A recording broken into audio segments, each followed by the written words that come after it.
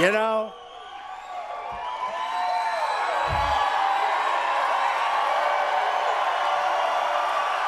We love you. We love you. Amazing. It's amazing. You know, one of the reporters just asked me, why don't you do town hall meetings? I said, because we have now the equivalent. I don't know if you know, there's another room this size where it's packed also. So we have 5,000 people. And if we do town halls, we'll be doing about 200 a day, and we still won't be able to catch up. But I want to thank everybody, special people, special place. We've had such an incredible journey since, remember, June 16th. Since June 16th, the famous escalator ride. And we just got back from Iowa. And I want to tell you, they're great people in Iowa. And I love them. He says, you're better. He said, you know what? I'll tell you. We really did. You know, I started off, and it was very interesting. A very interesting little thing. It's a caucus system, which is a much more difficult system. I don't say better, I don't say worse, but certainly more difficult. And we started off, and when I announced on June 16th, there were 17 people. I hadn't registered. I hadn't been put in polls, so I didn't know what was going to happen. And in Iowa, they said, don't go to Iowa. You don't play in Iowa. Me. And I said, why? I know people in Iowa. They're great people. They said, no, it's not going to work. And if you go there, it's not going to work. So I said, I have to do it. I want to go there. And I went there, and I think we did really well. We did really well.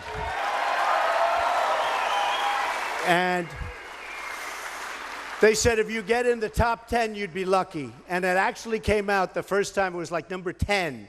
And then it went to 8, and it went to 5. And we finished number 2.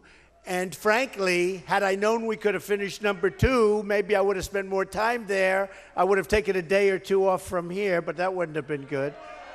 But you know, it's sort of interesting because I'm very proud of this. I skipped the debate because I wasn't treated properly, nor I wasn't. No, I wasn't treated properly. And you know, when our country isn't treated properly, we have to behave that way also, just so you understand. When you're not treated like you're supposed to be treated, you have to remember that. Oh, that's all right.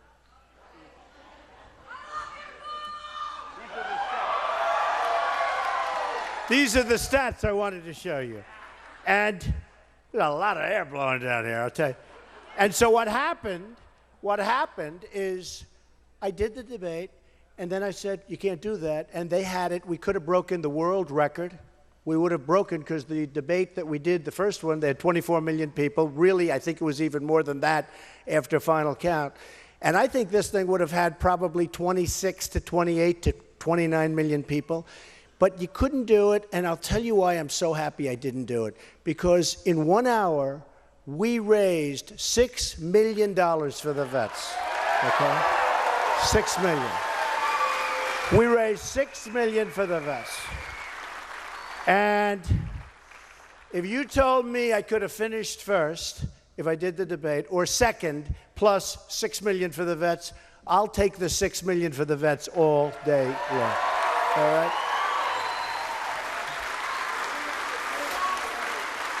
So we got the biggest vote. I'm just looking at statistics here. We got the biggest vote ever in the history of a primary in Iowa.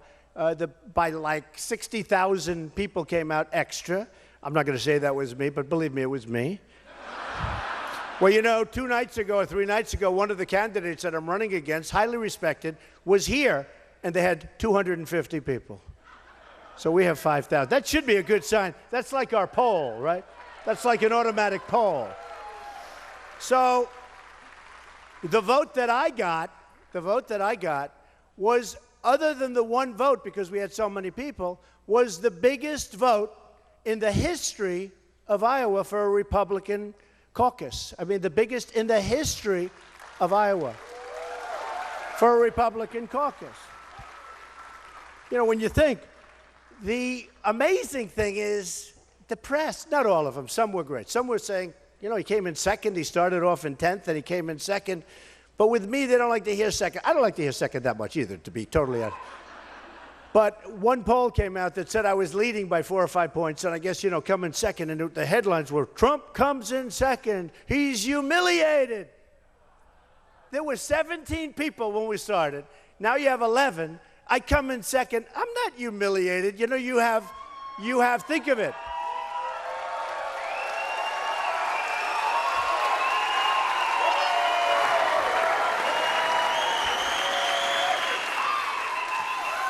These people are the most dishonest people ever, okay? Ever.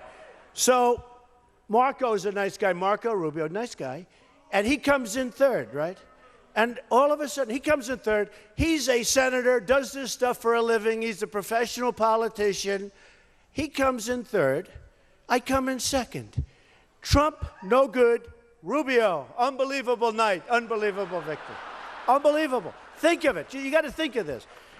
And then they said, he's very, very close. He's very close. Oh, he could maybe surpass. I think it's about a difference of almost 3,000 votes. That's a lot. That's a lot of votes. But, you know, for Iowa, that's a lot of votes, let me tell you. But I think it was like 25, 2,600, some large amount of votes. It wasn't really close. But he came in second. The headline is, winner of the night, Marco Rubio. Trump, humiliated. Nah, they didn't really use that word. They used like, didn't do that well. And I'm saying, how come the guy that comes in third, and he's a professional politician, and I beat him by, you know, a lot. How come the guy that comes in third, isn't this typical reporter, the media, the worst people ever? The worst. The worst.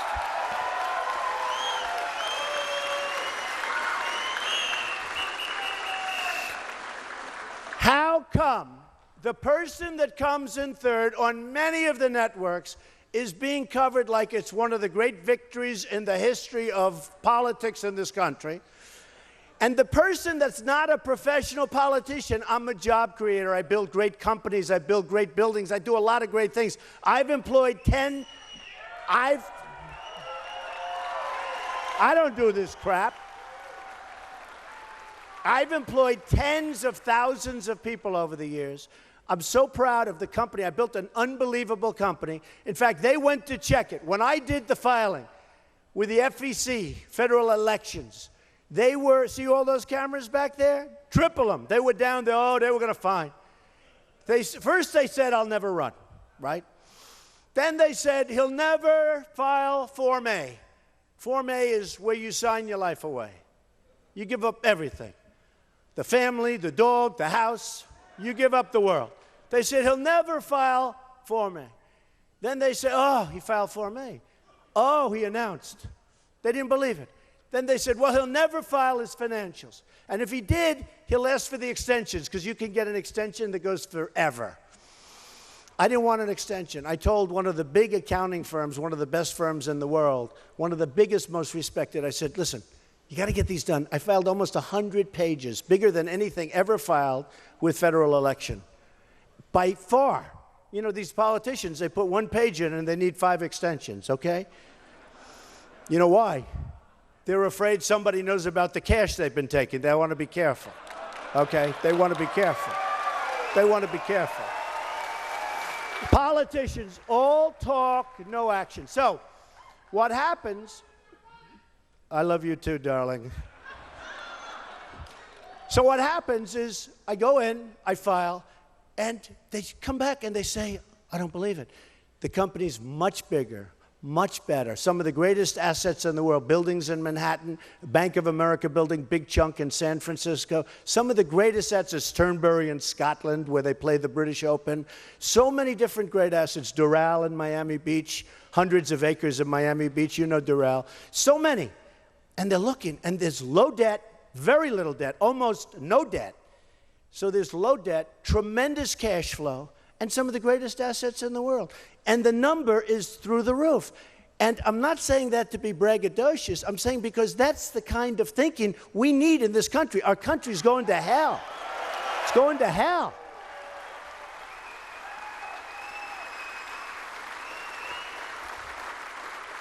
So the press goes down and they see it, and it was such a dud. They were devastated. They thought they'd say, Trump isn't, you know, they all said I wouldn't file and I wouldn't run because maybe I'm not as rich as people think, right? That's what they said. The hell was that?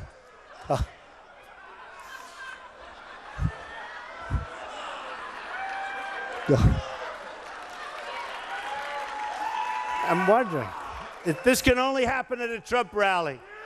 This can only happen.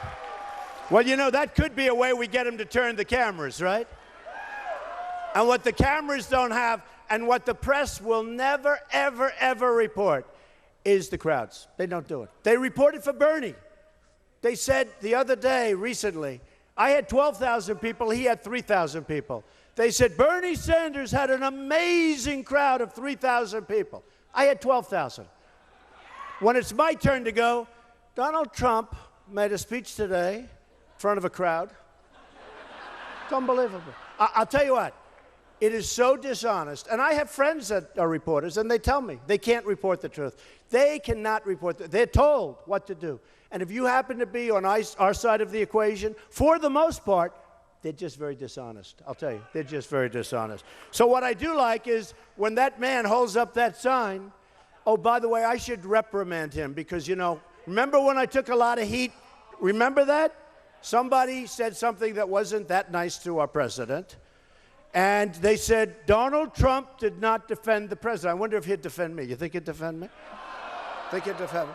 So they said, Donald Trump did not defend the president. And I said, oh, okay. So they said I should have defended him, and I should have done something. So, sir, you're reprimanded, okay? But we're not throwing him out, folks, right? We're not throwing him.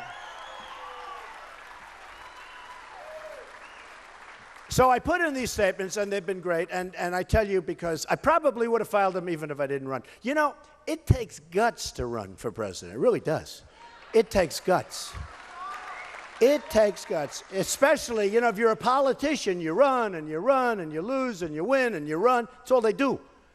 With us, it takes courage. But we needed one of us. We have to do it. We have to do it. There's so many things that are wrong. So I wanted to just tell you, and I feel so good. And by the way, while I have, because I have all those cameras going, I have to take care of a couple of things, okay? For the veterans, Carl Icahn, great businessman, I'll put him in charge of negotiating with China. We'll stop their $500 billion trade deficit, I can tell you right now. I can tell you right now. But I have to say this. Good guy, tough guy, smart guy. That's the kind of people we want. He's worth billions of dollars, doesn't want anything. He'd love to represent us. We put him in charge of, let's say, China, let's say Japan, let's say one or two countries, probably one, because we have some great people. We have the greatest negotiators in the world. We have the smartest business people in the world. We don't use them. We use political hacks. We use people that don't have a clue. We use people that got their job because they give campaign contributions to these guys. I mean, that's how they get their job. And they don't give a damn about the country. They care about themselves, and that's not the way it's going to work. Okay, Carl Icahn, great businessman, gave $500,000 to the vets. Now, this was when I was supposed to be up debating. Oh, big deal. This was when I was supposed to be up debating. We have Steve Roth, friend, gave $50,000. We have the Fisher family gave $75,000. Richard Lefrak gave $100,000. Donald Trump, did you ever hear of Donald Trump? Donald Trump gave $1 million.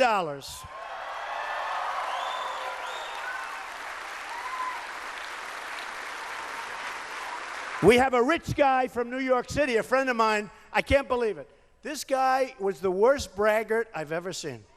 If he gave money, he wanted his name up in lights, and all of a sudden he became like, please, please, don't tell my name, please. I'm saying, why? Guy's loaded, by the way.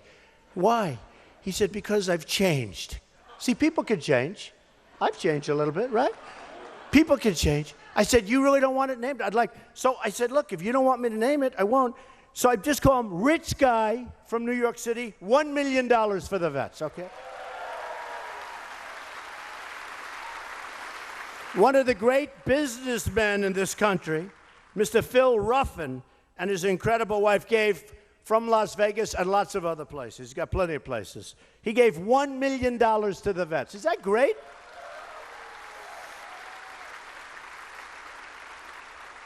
Ike Perlmutter from Marvel. You know, they do the great movies. I think he's got like 5 of the greatest grossing movies of all time. He's a great genius. His wife is incredible, Lori. $1 million to the vets, okay? Isn't that great, though? And there are many more. There are many more. So I just want to tell you that that was such an amazing, it was just such an amazing thing. And I'd call these people. I'd say, could you give a $500,000? One of them said to me, I said, could you give, these are really successful people. I said, could you give a $500,000? He goes, no, I won't. I'll give $1 million. Oh, I said, okay, I'll take it, right? On behalf of the vets, I'll take it. So we have a lot of good things happening. So the whole experience in Iowa was great. The only problem is the press didn't treat me right. Instead of saying you did really well, you didn't do too much over there. I mean, I'm focused here, and I have been focused here, and South Carolina, by the way, very much. But they said, instead of saying, unbelievable job, they said, Trump, he did all right. It was a little disappointing. Now, third place was fantastic, but it was a little disappointing. So it was one of those things. So I had a good time. I learned a lot. I made a lot of good friends out in Iowa, and they are great people. One other thing I have to say, because a lot of us are business people. We want to make our country great again, right? Such a great theme. Is that the greatest of all themes? That's what it is. Somebody said, what are you going to do for the country? And I said to myself, I don't have a lot of time here. This is a radio person. And by the way, do we have Howie Carr? He's around here someplace. Where's Howie? Where is Howie? Howie, where the hell are you? Is he a great guy? We love Howie Carr, right? We love Howie Carr. And who else do we love? We love Tom Brady. We love Tom Brady, right? We love Tom Brady. And we love Coach Belichick. Don't worry. I'm telling you, he's the greatest coach. Don't ever lose him. But Tom is a great friend of mine. He's a great guy. He said the nicest things about me. In Massachusetts, my poll numbers went up like 25 points. They went up to 48 or 51 or something because Tom Brady said Trump is great. That was good. You don't often get too many people that say something nice where it has a positive impact, but Tom is in that category, right? So where is Howie Carr, the legendary Howie? Because he's here. He's got that radio going. He has been so nice to me. Thank you, Howie. We love you, Howie. He's a good guy, isn't he, though? So here's the final on that whole thing. In terms of money spent per vote, right? Right here, stats. Stats. Money spent per vote. I was almost the last in Iowa. There's something nice about that. There's something nice about that. As an example on the campaign, now I'm going to spend a lot of money. It's all my own. I'm self-funding. Can you believe this? And I'll tell you something, folks. Let me just tell you, because I said it before. I told it to the press. They'll make it a big story probably. They always make everything, and then they change it, but that's okay. I told the press we had a press conference. I said, I'll be honest with you. I don't think that I have gotten the proper credit for the fact that I'm self-funding. I don't think it means anything to anybody. Really. I have turned down, if I wanted, Bush has $128 million he got. I mean, wouldn't he have been better off just taking the money and throwing it out a window or something? But if you look at Ted Cruz, he's got tremendous money from the oil companies. He's going to take care of the oil companies. He's going to take care of Wall Street, even though he didn't report his loans. He's going to take care of Wall Street. If you look at some of these people, all of them, they all have money. And it's all from Wall Street, it's from oil, it's from different things. Now, those people are 100% going to like a little puppet. They're going to take care of those interests. With me, I have nobody. I just want to take care of you. I just want to do the right thing. But I said something at the press conference, and I don't think they knew what the hell I was talking about. Some are smart, but some of these guys are dumb as a rock, and I mean when this man lifted up the sign, I liked it for one reason, because they had to move the cameras around to show the crowd, okay? That's the only way they see the crowds is when we have, if we have protesters, I love it. In fact, sometimes I actually, thinking about doing it, I'm going to set my protesters up in corners of rooms. Because those cameras never move from my face because they don't want to show how many people I have. They don't want to show. It's a movement. We have a movement going, folks. We have a movement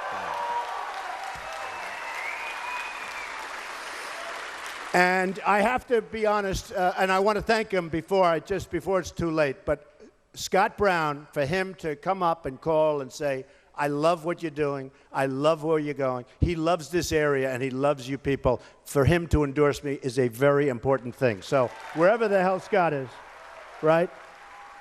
It's a very, very important thing. And I've had other great important, just great ones. Jerry Falwell Jr., who's fantastic, Liberty University, the job he's done. Sarah Palin gave us a tremendous endorsement, tremendous. And you know who gave me a great endorsement that you people are really going to like because everybody likes this? Sheriff Joe from Arizona, okay? Sheriff Joe. When Sheriff Joe gives you an endorsement, you're the king of the border, right? All these other guys that I'm competing against, and women, they're all coming up, and they're saying, when I originally announced, I talked about illegal immigration. If I didn't bring it up, and did I take heat?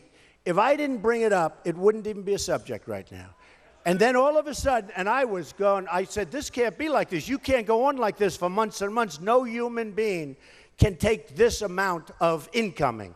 No human being. And they were just going after me, and they said it's terrible. And then after about 2-3 weeks, people started saying, Trump has a point. He has a point.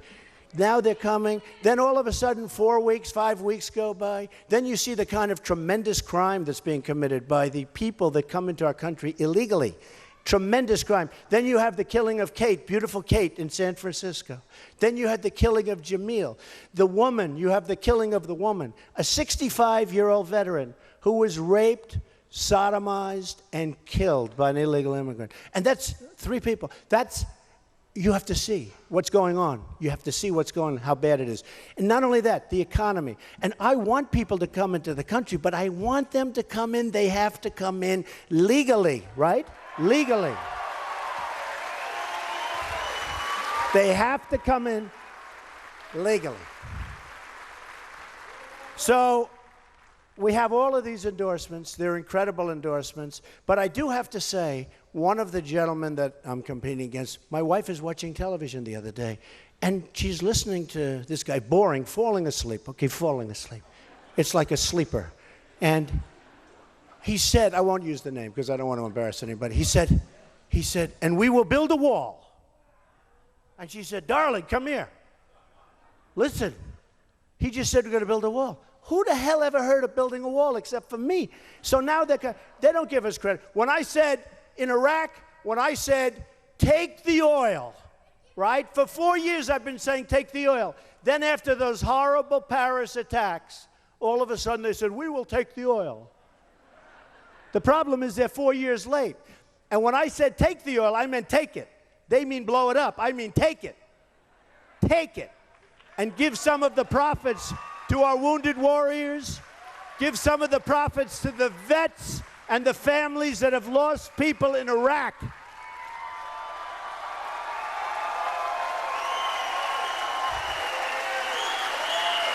I've been saying that for 4 years, take the oil. And you know it.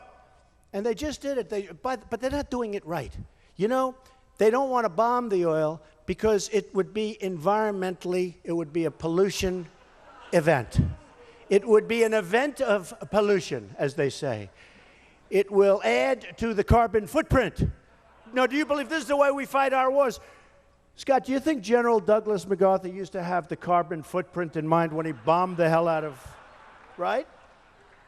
How about General Patton? Did he think, the carbon footprint? General Patton, if you ever mention the carbon footprint, it'd smack you in the face. It'd say, what, are you crazy? No, I mean, I actually heard this. I'm not sure I believe it, but I think I believe it. They said one of the reasons we're not bombing the oil is because they don't want that pollution going up into the atmosphere. I mean, the whole thing is ridiculous. Don't forget, we have a president that thinks that global warming, now there's many names. There's global warming, that wasn't working so well.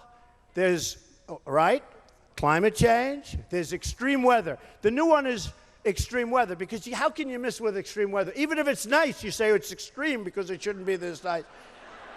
The global warming was really bad. It was just not working.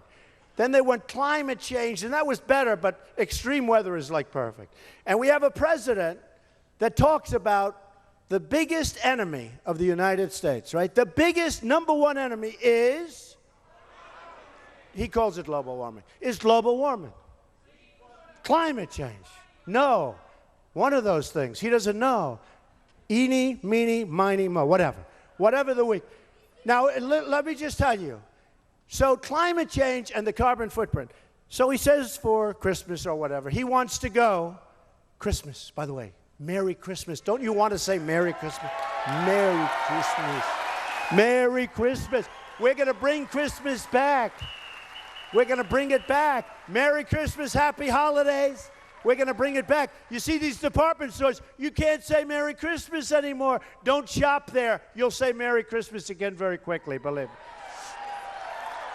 But for Christmas or whatever he celebrates, he gets into a Boeing, a very, very old, it's called Air Force One, a very, very old Boeing 747 with the old engines, spewing carbon and every other thing. I don't think it happens to hurt the air personally, but that's okay. So these old engines are spewing into the atmosphere. And think about the carbon footprint. But he's only going to Hawaii. So he's going from Washington to Hawaii. He's going to play golf like so many times. You know, he plays more golf than people on the PGA Tour. You know that, right? They admire him. They say if they could play that much, they'd be even better players. So he's taking the Boeing 747, flying to Hawaii. You know how long that is? Old engines, these are the big old engines, spewing fumes. He's over there for 2 or 3 weeks playing golf. He then gets back, hops in the plane, flies back to Washington. Then he comes back and he talks about global warming's our biggest problem. Somehow I think that ISIS, Russia, radical Islamic terrorists, right? China, this maniac from North Korea. Somehow, I think that that's a bigger threat than global warming right now, okay? Somehow. The only global warming we should be fearing, folks, is global warming caused by nuclear weapons. And if we're not smart, that's what's going to happen. We better get really tough, really smart, really vigilant, or we're going to have a problem. We better stop playing games, believe me. We better stop playing games.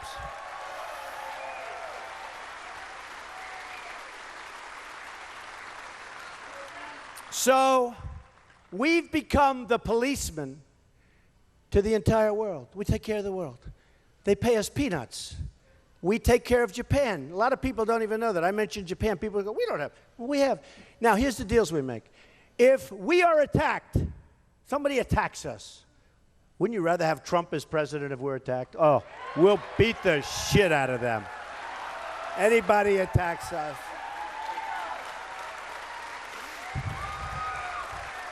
You know, interestingly, speaking of potential, because he hates Obama so much, Putin, he said Donald Trump is a genius, and he's the real leader over in that country. And these people that I'm negotiating with all the time, these people on the stage with me, they said, you should disavow what Putin of Russia said. I said, I'm not disavowing that he called me a genius. Are you crazy? Don't worry, I can't be seduced. But wouldn't it be nice, if you think about it, wouldn't it be nice if we actually got along with Russia and others, and we can use them to knock out ISIS with us so that maybe we don't always have to pay for it, knock the hell out of them, but let them drop some of their bombs that cost $1 million apiece. Let them use some of their weapons that cost billions and billions of dollars. Let them beat the shit out of ISIS also, right? Right? It's so crazy. By the way, I have to say thank you. Oh, I love, look at Al. Al, my number one vet. Hey, vets, is Al taking good care of you?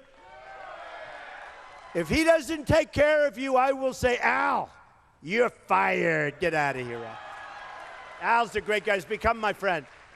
And I'm taking care of the vets. I told you before, we're going to build our military so great, so strong. Nobody's going to mess with us. Nobody's going to mess with it. Don't forget, Jeb Bush and Hillary Clinton, both the same day, they said, I don't like Donald Trump's tone. Now, that day, 3 heads were chopped off in the Middle East. They're worried about my tone. But don't forget this. This is important. I'm the one that didn't want to go and raid Iraq and beat the hell out of Iraq because I said, you're going to destabilize the entire Middle East. And that was Reuters in 2004 and before that. Reuters, 2004. I said, don't do it. You're going to destabilize. That's exactly what happened. We have destroyed. What happened is the Middle East is totally destabilized. Iran, which made one of the great deals ever with $150 billion, they're going to make nuclear weapons. They're going to self-inspect. How about that? They're going to self-inspect. Listen, we hear, here's our president, we hear you're making nuclear weapons. Would you please check the area and call me back tomorrow? President Obama, I give you my word. I give you my word. We have just self-inspected. We are not going to ever make nuclear weapons in those areas. And then the guy's going, right? Isn't it sick? I mean, isn't it crazy? And then they have the other, not only self-inspection, but then they have the other 24-day period. So if we think they're making nuclear weapons, we have to inform them. The clock starts ticking maybe in a month or 2 months or 5 months before the 24 days kicks in, right? So this thing could go on forever. In the meantime, they clean it up. They say, oh, 24 days wouldn't be enough to clean up. Enough for me to clean up anything 24 days. Right? And paint the floor battleship gray. So when we walk in, we say, oh, nothing's happening here. So they get 24 days. This is the dumbest agreement I think I've ever seen. Done by your man. He's up from this area. Kerry. Is he the worst negotiator? I hear he wants to run for president if Hillary gets put in prison. That's what I hear. You know what? He can't run for president. That deal is so bad. Boy, would I love to run. Just that one day. I don't even have to talk about how else he's messed up. That deal is so bad. Would we love to run against Kerry? Just with the deal. All we have to do. We paid $150 billion for 4 prisoners, right? $150 billion. Now, the most amazing thing, you wouldn't have started, anybody in this audience, no, not anybody, about 95%. You would have walked in, you would have said, we want our prisoners back. This is like 4 years ago. This thing is the longest running deal I've ever seen. You would have said, I want our prisoners back. They would have said, no, no, no. You would have left. You would have doubled up the sanctions. They would have called you back almost immediately. And they would have said, take your prisoners, right? We have our prisoners. Then you make sure the prisoners have landed. The prisoners now have landed. This is the art of the deal, by the way. The prisoners have landed. Now you go in a second time. And you say, fellas, you know, I like to take the lumps out. My father always used to say, son, you're too tough. Try taking the lumps out. I say, okay, Pop. So I like to be nice. So instead of saying, we're not giving you $150 billion. You don't want to say it that way. Too tough. You know, too challenging. You say it this way. Fellas, we got a problem. We owe $19 billion. Our stupid people in Washington just approved a budget 3 weeks ago. How about that budget? They're getting everything. You know, Obama's a horrible negotiator, except when it comes to negotiating with the Republicans. He's a genius at negotiating with the Republicans. He's horrible with Iran, with Russia, with China, with Japan. But with the Republicans, he gets everything he wants. We send these people there. You know, I don't mind the Democrats because we know where they're coming from. But we send the Republicans there. They're going to get rid of Obamacare. They're going to get rid of 100 different things. They're going to cut the budget. They're going to balance the budget. They're going to do all these things, right? They go there. What happens? What happens? You know, I tell this story. They walk into the beautiful halls of Congress.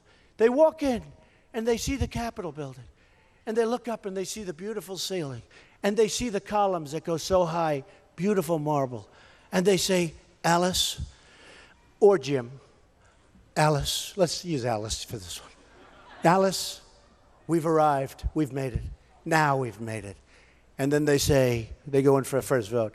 Do you approve an extension of Obama, right? Of who? Obamacare. Do you approve an extension of Obamacare? Yes, sir. Yes, sir. It's disgusting. It's disgusting. And by the way, I have been opposed to Obamacare from the day they conceived it. And Ted Cruz comes out with an ad that I'm in favor of Obamacare. Can you believe this? Just like he did with Carson, where Carson, he said, left Iowa. He's out of the race. Vote for him. Did you hear about this one? He said he left Iowa. Carson's a nice guy, Ben. So Ben is all of a sudden getting calls that he quit the race. These guys said he quit the race, he's gone, he's out. Send your votes to him. What kind of people are we dealing with these politicians? And made up, liar, honestly, and made up stories. Made up stories. Everybody in here, many of you know me. From day one, I've been talking about we're going to repeal and replace Obamacare. From day one. Now, we're going to do it. We're going to do it. If you remember, so important, from day one I've been saying repeal and replace Obamacare. I've been talking about the $5 billion website that never worked for years, right? All of a sudden I see an ad or something, Donald Trump is in favor of Obamacare. And people are calling, oh, I thought you were against it, that's too bad. These are dishonest people, these politicians. These are worse than real estate people in New York, I'm telling you. No, these are truly dishonest people. Then he said, Ben Carson has quit the race. The day of the election. Ben Carson, during a caucus, Ben Carson has quit the race. And Ben didn't quit the race. In other words, Ben Carson quit and let me have your votes. What kind of crap is this? And then he makes up a thing that says, like it's on a government document, voter violation. It says on top, just like it comes right out of government, municipal, voter violation. And it talks about, it gives grades, F, F, F, F, you haven't voted. But it says you can go vote, but you got to go vote for him. And people are afraid, they think, oh, I'm in violation, I have to go vote. What kind of people are these people? And then the Attorney General in Iowa is investigating, but by that time they're all gone, the election's over. What kind of people do we have running for office? No, it's honestly, really, really dishonest. And I think I know why. You know why? Because he was born in Canada. Was. Happens to be a problem, folks. That happens to be. You watch. The Democrats, they've already said they're going to sue him. He gets the nomination, they're going to sue his ass off. Actually, they're going to sue the country, but they're going to sue him. And that's a big problem. I wanted to mention one other thing, because in Iowa, while we're talking about Iowa, so price per head per vote. Leading the pack, ladies and gentlemen, with the fabulous, he shouts out Bush. How did you know? So Bush got 1% or 2%. Leading the pack, the man that spent the most money per vote, the legendary Jeb Bush, with a number of, this is per vote. No, but you're not so far off.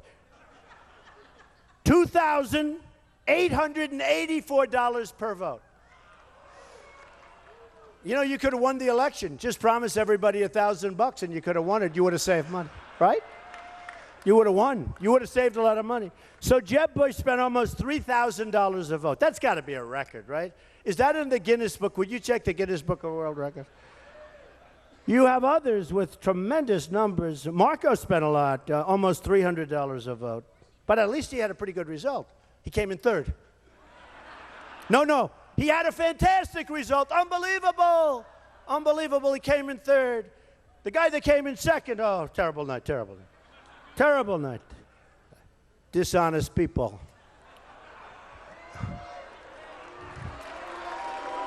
Dishonest people. Look at these numbers. So hundreds and hundreds of dollars in the Jeb pay, close to $3,000 a vote. So who's one of the lowest? I'm just about the lowest. Lowest. The great Donald Trump. Lowest. The great Donald Trump.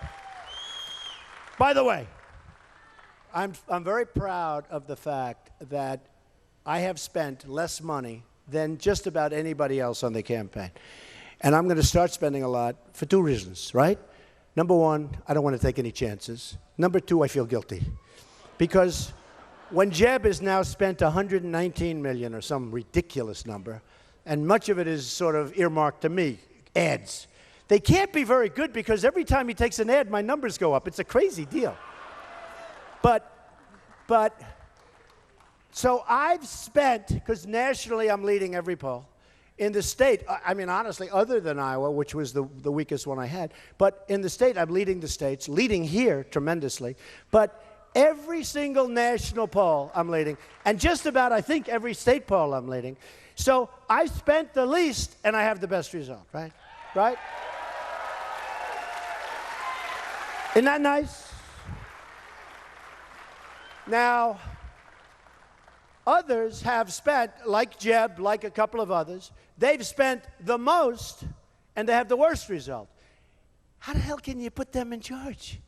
Now, think of this. Think of this. We have a school system. We are getting rid of Common Core, by the way, and we are preserving.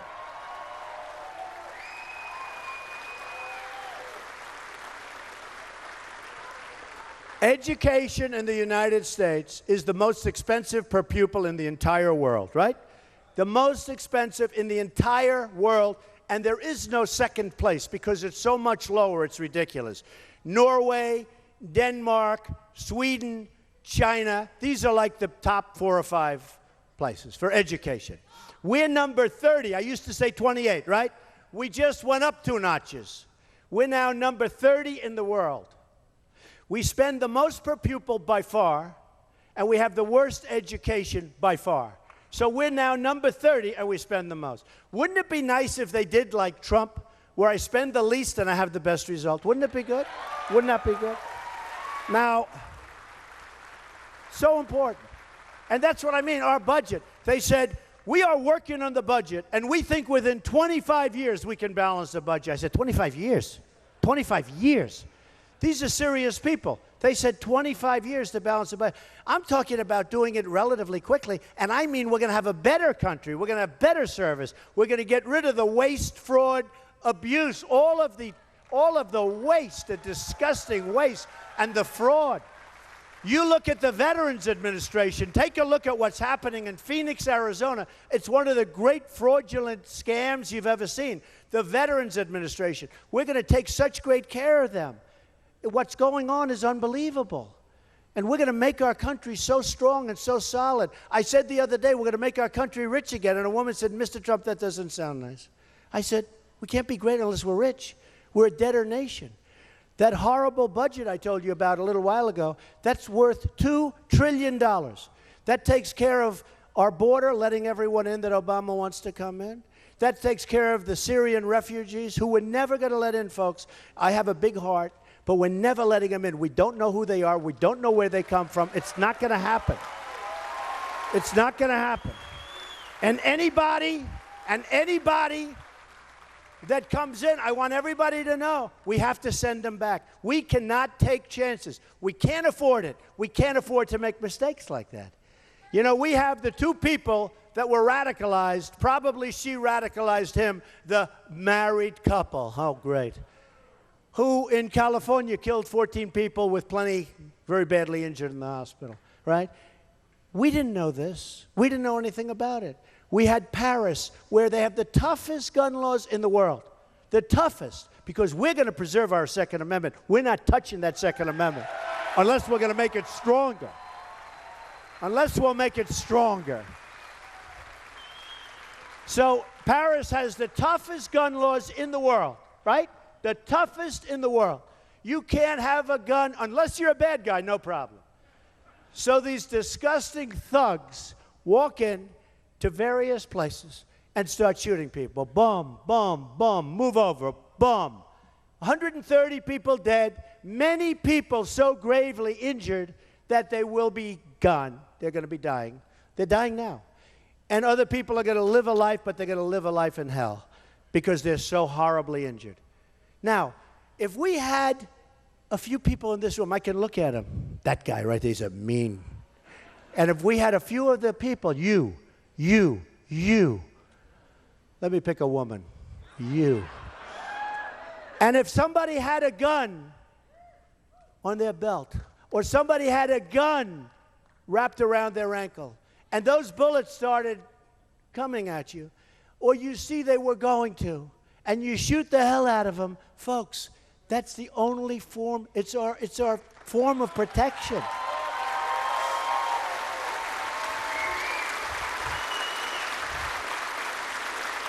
You wouldn't have the carnage that you had there. How about the military base? 5 great young soldiers, a gun-free zone. One of the soldiers is a world-class marksman, one of the best in the world. They're all top-of-the-line soldiers. They're told to disarm, take their guns, put them 200 yards away, sealed. A whack job walks in, these 5 great, beautiful soldiers, tough, smart, tremendous future. This whack job walks in and blows them away, kills all 5 of them. That was it. Because you know what? When these crazy people see gun-free zone, that's like saying candy to a baby, right? That's candy to a baby. So we're going to protect our Second Amendment. We're going to protect ourselves. We are not touching our Second Amendment, and it's under siege. They're playing now with bullets. They're playing now with magazines. They're playing with a lot. We are going to protect our Second Amendment. Remember that.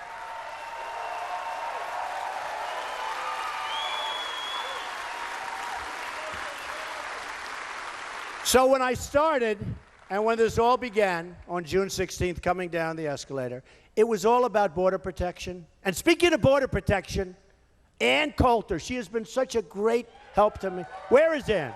Where is our Ann? Where is our Ann? Ann, where the hell are you? Stand up, Ann. Oh, she is standing up. She is so great, right? Adios, amigo. Is that right? Bestseller. Right, Ann? Okay. She is so great. She has been so supportive of us. She wants border security. She wants people to come into the country legally. She wants people to come in. They have to come in through a process. But there's nobody stronger on the subject. Is that right? And I love the book. I read the book. Go out and buy the book, everybody. All right? Great person. She's a great person. So when I started this whole deal, I come down and I talked about that. I talked about Obamacare repealing it. I talked about the military. I talked about the vets. I talked about Social Security, because we're going to save our Social Security. And I talked about trade. I talked about trade like nobody else can talk about trade. When Carl Icahn endorses me, and many of the best businessmen in the world and women, they want to endorse me. I say, don't bother. Nobody knows who the hell you are. It's true. You know? Not like the great Scott Brown. Nobody knows who they are. But they're the best business people in the world. So when they endorse me and we use them, good. I talk about trade. China is making a fortune off us. We can't do it. Vietnam, Japan, Mexico, both at the border and with trade. You got to see what's moving. Nabisco moving their big plant from Chicago into Mexico. Ford building one of the biggest auto plants in the world, $2.5 billion auto plant in Mexico. What the hell are we doing? What are we doing?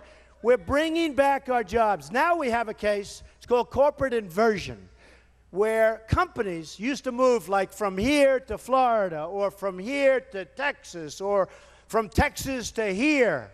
Now we have a problem. Now we have companies, they don't want to move to Florida, they don't want to move to Texas, they don't want to move to New Hampshire. Boy, have you taken a beating, by the way. You talk about companies leaving. You're like a prime example. What they've done to you is incredible. But we're going to bring them back. We're going to make it so they come back. So now we have corporate inversion, where companies like Pfizer, great companies, are moving outside of the United States because taxes are too high. By the way, my bill, and Larry Kudlow and so many others, they think it's great. I put in tax policy. Big, big cuts for the middle class. The middle class in this country has been decimated. Big, big cuts for business. Big. We are the highest taxed nation in the world. Big, big cuts right now. And it's going to pass. It's going to go through. I get things done. That's what I do. I get things done. I deal with politicians all my life. We'll get it passed. We'll get it passed. So I used to talk about that, and then when we had that horrible event in Paris, and we had the horrible event, as you know, in California, and we had many other horrible events, I brought up the fact that we have to now start talking seriously about radical Islamic terrorism. We got to talk about it. And I said it, and it was just like happened with the illegal immigration. I said it, it was heat. 2 weeks later, everyone's coming over, and now they're all trying to be tougher than me. Nobody can be tougher than me, by the way. But they're all trying to be tougher than me. So now I talked about the whole situation. There is such hatred out there. When people are flying airplanes into the World Trade Center, when people are doing all of these acts, not just here, all over the world. And I have friends that are Muslim. They call me, they say, you have done a great service. There is tremendous hatred. You cannot solve a problem like that unless you start talking about it. We have a president that will not even discuss it or talk about it or use the words. He won't say radical Islamic terrorism. It's real. It's a problem. And you can't solve the problem unless you're going to be able to talk about it. So we've had tremendous...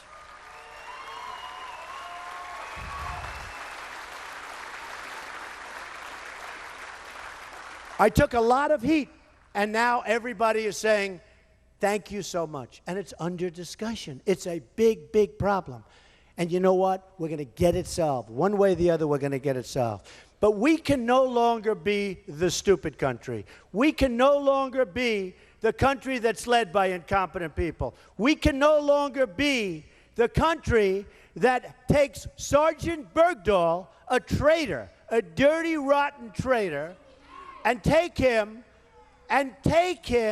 and swap him for 5 of the biggest killers that they have in the Middle East that they've coveted and wanted for a period of at least 9 years. So think of it. We get Bergdahl, and they get these 5 killers that are already back in the battlefield trying to kill everything in front of them, including us. We're not making deals like that anymore, folks. We're not making deals like that.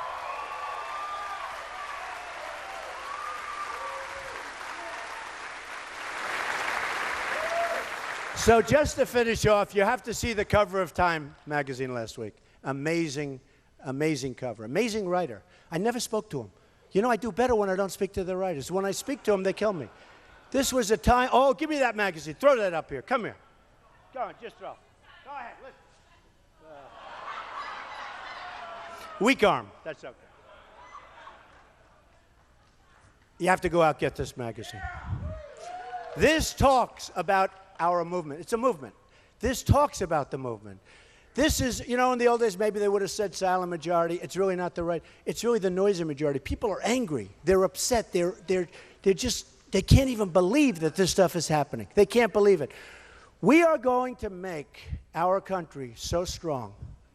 And we're going to make it so just. And we're going to have a big heart. We're going to take care of people. We got to take care of people. There are people that can't take care of themselves. We're going to help people. But we're going to make our country so good. We're going to start winning. We're going to win with health care. We're going to win with our military. We're going to win with our veterans. We're going to win with every single thing we touch. We're going to win against China in trade. We're going to win against Mexico at the border and with trade. We're going to win against Japan, where they send us millions of cars and we can't send anything of value back to them. We're going to start winning again. We're going to win so much, and we are going to make our country. We are going to make this great, great country even greater. We're going to make America great again. I love you all. I love you. I love you.